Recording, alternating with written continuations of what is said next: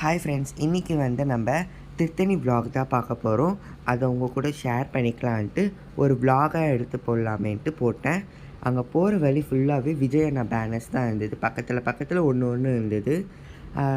ஏன்னா அவருக்கு நாளைக்கு பிறந்தநாள் இல்லையா, ஸோ அதனால் அங்கங்கே பேனர்ஸாக வச்சுருந்தாங்க. எனக்கு அதை பார்க்கும்போதே ரொம்ப சந்தோஷமாக இருந்தது. சொல்ல வார்த்தையே இல்லை. உங்களுக்கும் அந்த ஃபீலிங்னஸ் சந்தோஷம்லாம் கிடச்சிருக்குன்னு நினைக்கிறேன். அப்புறம் கோயிலுக்கும் போயிட்டோம். கோயிலுக்கு போகும்போது குரங்குலாம் இருந்தது. பயந்துனே தான் கோவிலுக்குள்ளே என்ட்ரன்ஸ் ஆனோம். அப்புறம் வெளியவே கடைலாம் இருந்தது. நிறைய பேர் வந்திருந்தாங்க. ஏன்னா இன்றைக்கி சண்டேன்றனால நிறைய பேர் வந்திருந்தாங்க. உள்ளேயும் நிறைய க்ரௌடு தான் இருந்தது.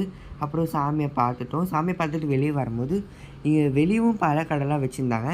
ஆனால் நாங்கள் எதுவும் வாங்கலை, சும்மா பார்த்துட்டு தான் இருந்தோம். மேலே இருந்து பார்க்கவே அந்த வியூவே சூப்பராக இருந்தது.